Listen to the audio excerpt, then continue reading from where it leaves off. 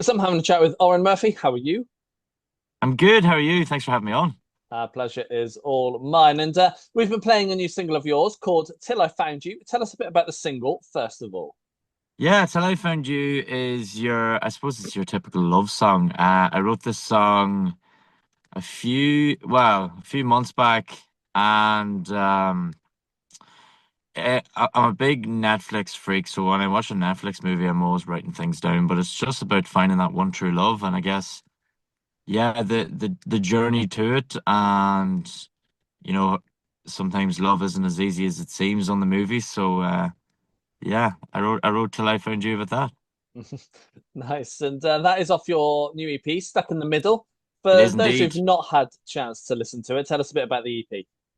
Stuck in the Middle is about, I suppose, my life and um the song Stuck in the Middle itself is about, that it's a turning point of my life. And I used to teach back in a primary school, and at the time people were, asking me, are you still doing the music? Are you still doing this and that?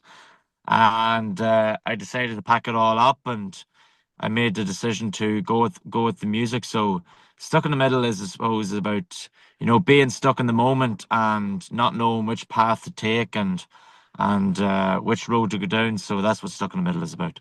Nice. And the sound that you made with the EP, is it the sound you wanted, or is it kind of how it turned out in the studio? No, it's definitely the sound I wanted. It's got that indie folk vibe to it, and if you like the Lumineers or I suppose Mumford and Sons, it's kind of down that alley as well. So it definitely lives in that folk field. Nice. And I'm sure you wrote more than what's made it onto the EP. What happens to those now? Are you considering them again down the line, or is it a case of bin them off, start again? Yeah, it's one of those things where I suppose you're always kind of wondering which songs will make the EP or the album or whatever you're going to release. But it's really based on for me, it's all about stories and what I think will fit in the right storyline and which songs to go with. So for me, I think the six tracks that we chose for Stuck in the Middle EP just made sense. So yeah. Nice. And I'd like to talk about the writing side of things as well. So for you, how do tracks normally start off? I'm always get a melody on the guitar first and then go from there. Whether I'm always writing things down when I see things, like whether that's on the tube, on the train, or whatnot. I'm always jotting things down in my notes on my phone. So a lot of the stories are real life scenarios and things that I've went through in my life, which I like to write about a lot. And then I do a lot of co-writing as well with my buddy Adam Argyle as well, and Evan Klein over in Nashville. So no, we gel together very well. So we like to come up with some beautiful stories. Yeah, nice. How easy do you find it to create the lyrics to your music? Because I've heard that it can be a challenge at times. It can definitely be a challenge, but I think once you have your mind set on a storyline, or if you have your mind set on, something that's happened in your life, it's kind of easy to jot together. I usually start off with a chorus, and then from the chorus, I'll write my verses. Then after that, Nice. And you've been busy, including doing a show with Mumford and Sons. How was your support slot with them? I have indeed. The Mumford and Sons gig was a really fun one because I grew up listening to those guys as well. So it's like it's a full circle moment, I suppose, where it's a pinch me moment as well. So yeah, it was like 20,000 people, which was my biggest gig to date. So went down very well. The crowd loved my set as well, which is great. So that's always a plus. Yeah, good. And you've got your own tour coming up in October as well.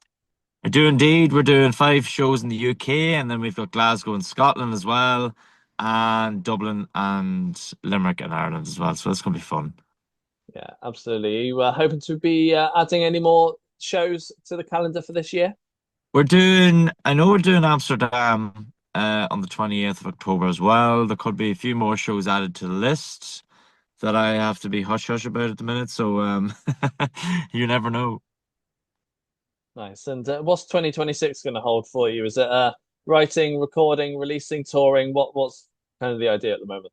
It's definitely a lot more writing and recording. I'm going to be going back over to Nashville again to work on a few more songs. I just got back from Nashville 2 weeks ago, so there is a lot more songs coming out, possibly before the end of the year as well. So 2026 is going to be very, very busy and a lot more gigs as well. So yeah, Yeah. Do you know what direction you're wanting to take your music and your sound in? I do indeed. I think over in Nashville when I recorded the last bunch of songs I recorded there, they sound very, very cool. They're very I say folk Americana, indie folk vibes. So yeah, it's gonna be nice. There's a lot of banjos and mandolins and everything as well. So it's gonna be fun. Yeah, absolutely. I'd like to find out as well, as you're fairly new to the music world, how you got into music and what made you write this sort of music as well. I got into music when I was about 15. My mom taught me my first four chords on the guitar, and music's always been in my family. There's so many singers in my family as well. Mom, dad, my sisters, my brother sings as well. So, growing up in a musical family, it was generally like folk music. So it was Irish folk music. So I grew up singing that as well. So it only feels right to keep the tradition going. So yeah. Yeah, absolutely. And you must have some aspirations of things you want to achieve in the musical world. What's one thing that you really want to do? I'd love to play the Tree Arena in Dublin. What else would I love to play? Red Rocks would be super fun. But I'd also love to have a number one single, so who knows if that will ever happen. But yeah, why not just put it out there? Yeah, sounds good to me. Oh, and it's been a pleasure having a chat with you. Thank you very much for having me on. Appreciate it.